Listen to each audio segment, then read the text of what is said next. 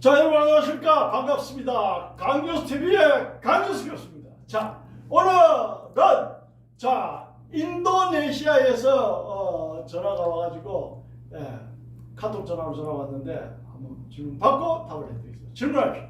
치과에서 악관절 교정을 해야 한다는데 어떻게 해야 하나요? 치과에서 그러니까 뭐 아시아나 유럽이나 미국이나 우리나라나 뭐 아프리카나 똑같아요. 사람 인체는 뼈는 206개, 근육은 656개, 세포는 100조의 세포로 이루어졌고 뭐 똑같아 인간은. 그죠? 그런데 이 악관절 문제는 우리나라에서도 문제가 많이 돼요. 그래서 제가 오랜 이론과 실전 경험이 있잖아요.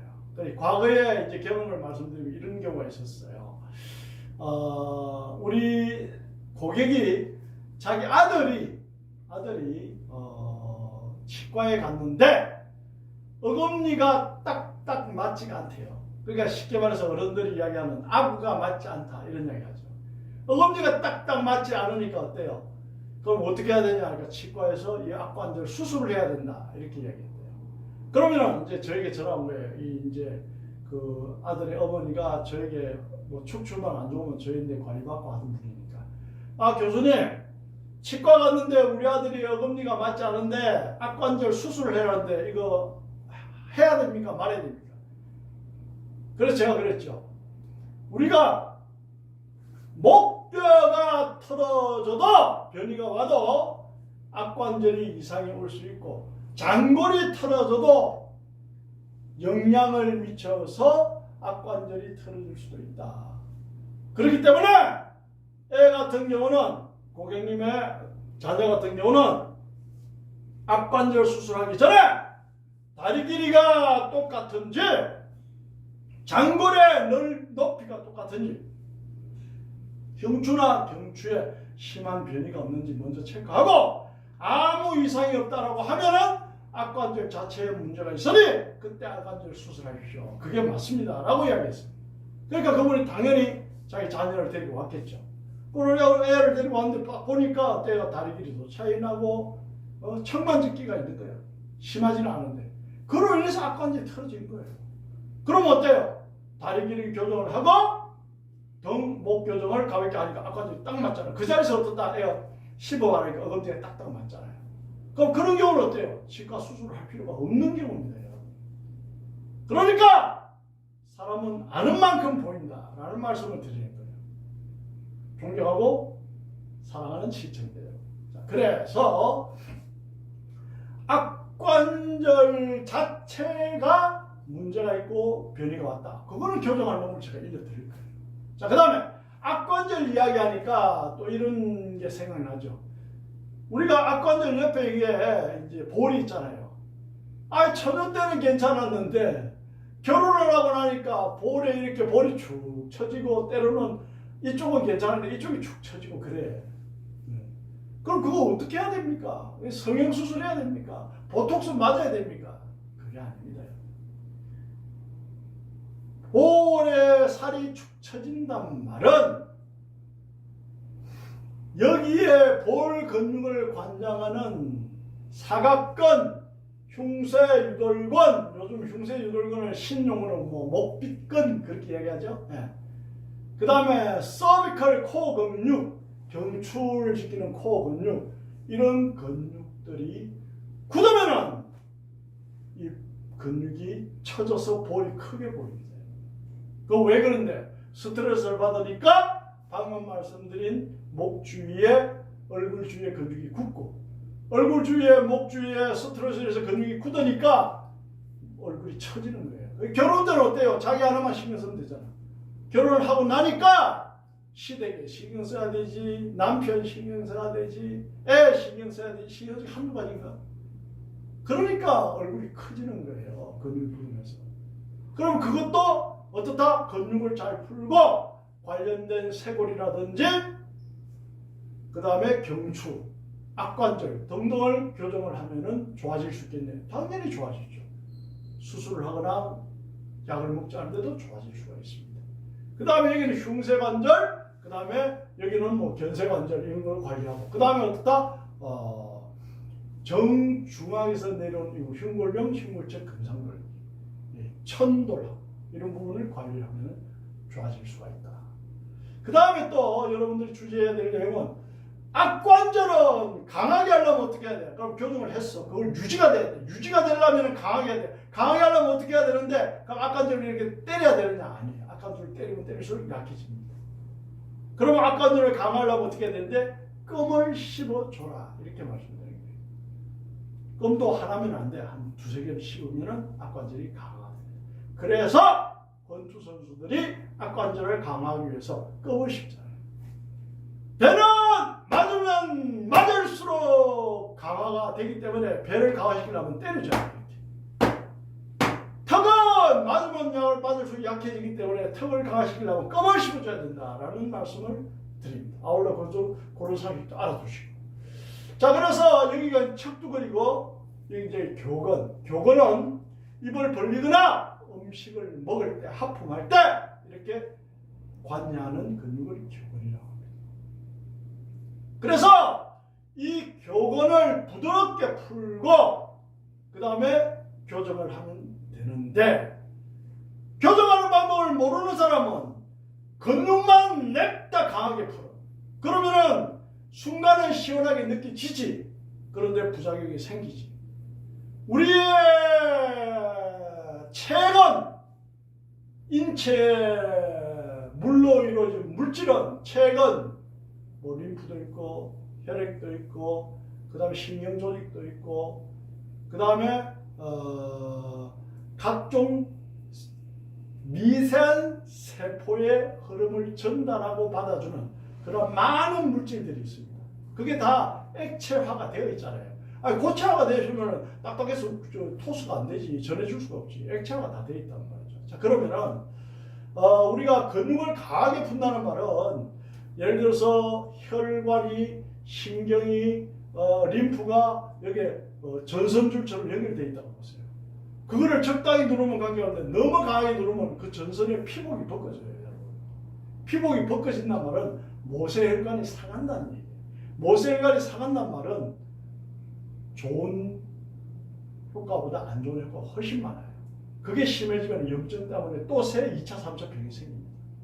그러니까 좀 점잖게 이야기하면은 개념이 없는 사람이 무조건 강하게 하는 거고 또 강하게 받으라는 거고, 좀 더 격하게 이야기하면 무식하니까 그런 거야.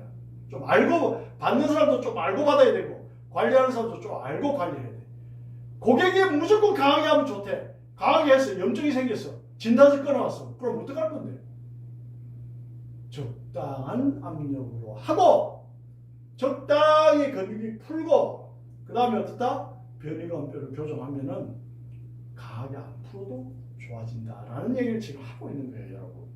예를 들어서 어깨 근육이 많이 굳어 있어. 그러면 경추뼈가 이렇게 변이가 와서 신경이 눌리면은 근육을 강하게 푼다고 해서 다 풀어진 게 아닙니다. 여러분들 근육 강하게 뭉친 거 강하게 푼다 다 풀어지는 거 안 풀어지잖아요. 적당히 풀고 이 뼈를 교정을 딱 하면은 이 신경의 흐름이 좋아지면은 근육은 덩달아서 풀어집니다, 여러분. 그래서 인체는 소우주다라는 얘기를 하는 거고, 악관절이 다리견이나 요추나 흉추, 경추의 변이하고 연관성이 있다는 얘기예요. 그래서 인체는 소우주다라는 걸 반드시 아시고 무조건 강하게 한다고 해서 좋은 게 아니라는 얘기를 반드시 여러분들 주의하시기 바랍니다. 뭐든지 음양의 조화가 중요합니다. 네? 음양의 조화. 악관절도 여기 척두골, 교근, 이렇게 악관절도 오른쪽 왼쪽이 똑같아야 되잖아요. 그래서 음리가 딱딱 맞잖아요. 이것도 균형이잖아요, 결국. 아십니까? 균형. 균형 개념을 생각해야 돼요. 그래서 나는 볼링 선수입니다. 볼링 많이 쳐가지고 이 팔이 이렇게 굵습니다. 이건 오른팔이 아닌데 이건 이렇게 굵습니다. 그 자랑할 게 없대요. 균형이 깨진 거예요. 그럼 나중에는 어떻다? 분명히 2차, 3차 병이 옵니다. 자랑할 게 못 되는 거지. 그죠? 자, 그래서 좀 알아도 좀 정확하게 알고, 좀 개념을 가지고, 자기 건강관리 했으면 좋겠다라는 말씀을 드립니다. 자, 그러면요, 이 악관절을 풀고, 악관절을 교정을 하면 되는데, 오른쪽으로 이렇게 틀어진 악관절이 있고, 왼쪽으로 틀어진 또 악관절이 있잖아요. 그죠? 예. 또 얼굴 성형으로 또 이제 양쪽 볼을 올리고 그건 또 다음에 따로 이제 배우셔야 돼요. 다음 영상에서 또 제가 찍도록 하고요. 자, 그럼 오늘은 교본을 풀고 교본이 이렇게 틀어진 교본을 정상화로 어자스트먼트, 교정하는 것을 여러분들에게 설명을 해드리도록 하겠습니다. 자, 이건 처바이로 누워서 이제 시술을 해야 되거든요. 자, 모델 앞으로 오세요. 자, 이쪽으로 보고 한번 누워보세요.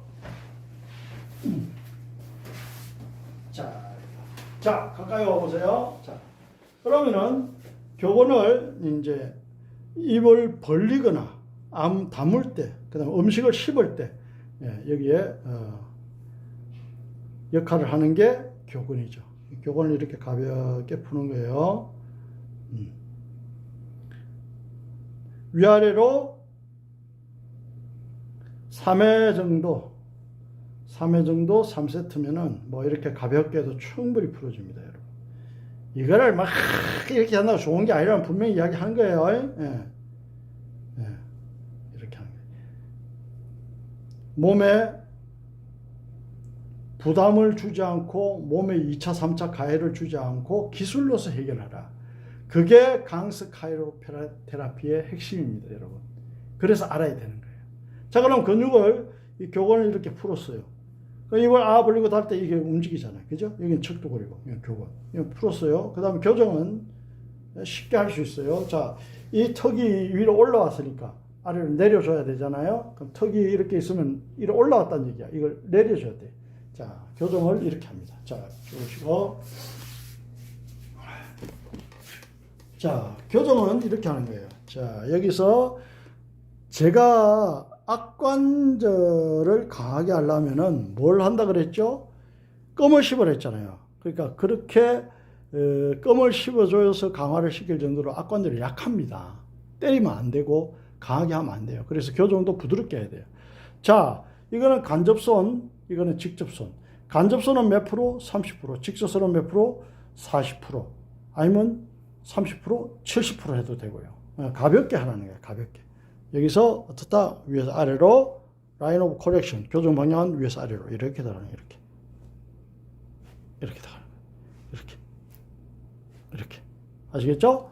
자, 악관절의 균형이 깨졌을 때 어떻게 관리를 하느냐, 어떻게 치료를 하느냐, 그 부분에 대해서 설명을 해드렸습니다. 그러니까 지금 우리가 악관절이 어금니가 맞지 않다는 것도 균형 개념이 깨진 거잖아요. 그죠?